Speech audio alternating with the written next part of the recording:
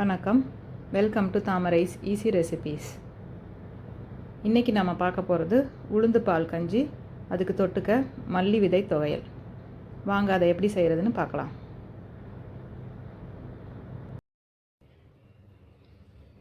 தேவையான பொருட்கள் என்னென்னு பார்க்கலாம்.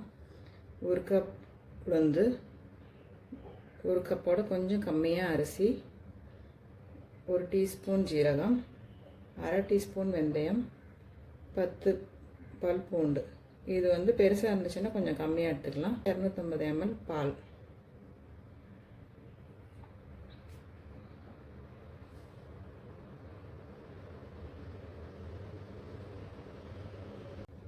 இப்போ குக்கர் அடுப்பில் வச்சுட்டு இந்த அரிசி உளுந்து அளந்து வச்சதை நான் கழுவி வச்சுருக்கேன்.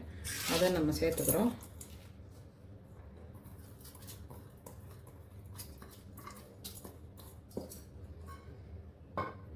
அதோட பூண்டு, வெந்தயம் கம்மியாக சேர்த்துக்கோங்க. குழந்தைங்களுக்கு கொடுக்குறதா இருந்தால், கசப்பாக இருந்தால் சாப்பிட மாட்டாங்க. இதை விட நிறைய போட்டால் கசக்க ஆரம்பிச்சிடும். ஜீரகம் ஒரு டீஸ்பூன். இதுக்கு 3 மடங்கு தண்ணி எடுத்து வச்சுருக்கேன், அளந்து வச்சுருக்கேன். அதை போட்டு நல்லா குழைவாக வேக வச்சுருங்க.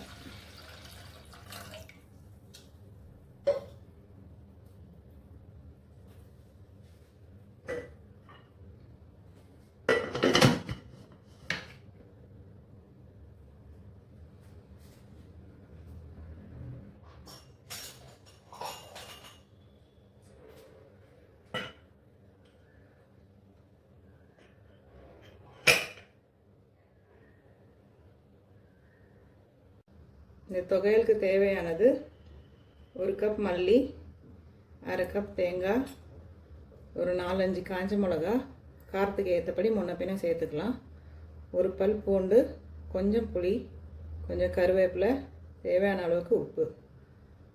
முதல்ல வானிலையில் இந்த தனியாவையும் காஞ்ச மிளகாவையும் கொஞ்சமாக எண்ணெய் ஊற்றி நல்லா வறுத்து எடுத்துக்கிறோம். அதுக்கப்புறம் இது எல்லாத்தையும் சேர்த்து மிக்சியில் போட்டு கொஞ்சமாக தண்ணி சேர்த்து கெட்டியாக துவையல் மாதிரி அரைச்சி வச்சுக்கணும். இப்போ எப்படி செய்கிறதுன்னு பார்க்கலாம்.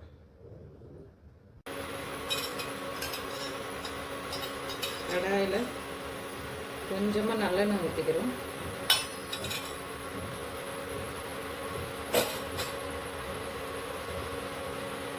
இப்போ அந்த சூடானதும்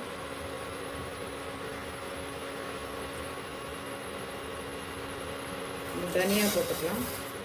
போட்டு இது நல்ல கலர் மாதிரி வர வரைக்கும் வறுத்துக்கிறோம்.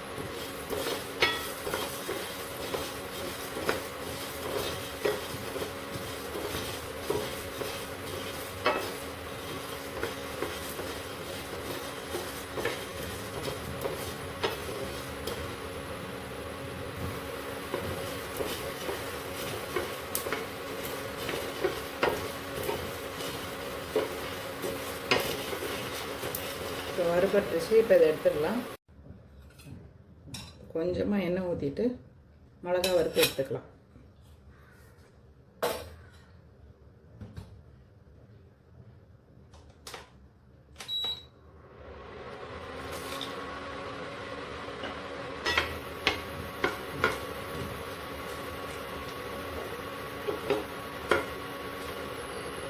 மிளகா வறுத்துச்சு, எல்லாத்தையும் சேர்த்து அரைச்சி எடுத்துக்கலாம்.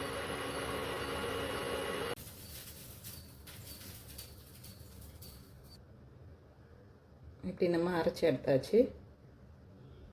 7 விசில் வந்ததுக்கப்புறம் கூல் பண்ணிவிட்டு இப்போ நான் ஓப்பன் பண்ணுறேன்.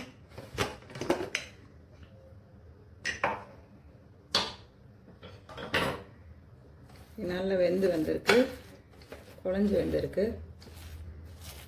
இது அப்படி கொஞ்சம் கரண்டி வச்சு மசிச்சு விட்டுக்கோங்க. இப்போ இதில் பால் சேர்க்கணும்.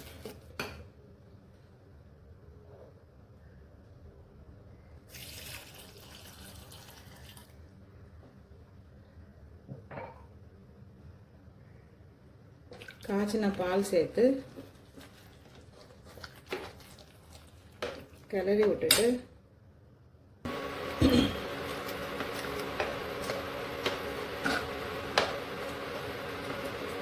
பால்லே இது கொஞ்சம் வேகட்டும். 3 to 5 minutes.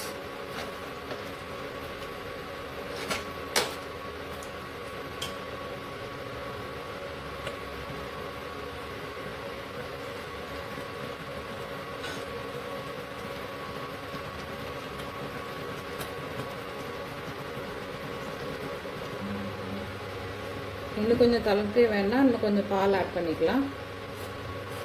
இப்போ வெந்து முடிச்சிச்சு. நம்ம சர்வ் பண்ணுறது எப்படின்னு பார்க்கலாம். பரிமாறும்போது அந்த கஞ்சியில் கொஞ்சம் லைட்டாக உப்பு சேர்த்துட்டு சாப்பிட்டா நல்லாயிருக்கும். உப்பு போடாமலேயும் சாப்பிட்லாம். சூடாக சாப்பிட்டா ரொம்ப நல்லாயிருக்கும். செஞ்சு பார்த்து எப்படி இருக்குன்னு சொல்லுங்கள். பிடிச்சிருந்தா லைக் பண்ணுங்கள், ஷேர் பண்ணுங்கள், சப்ஸ்கிரைப் பண்ணுங்கள். தேங்க்யூ ஃபார் வாட்சிங்.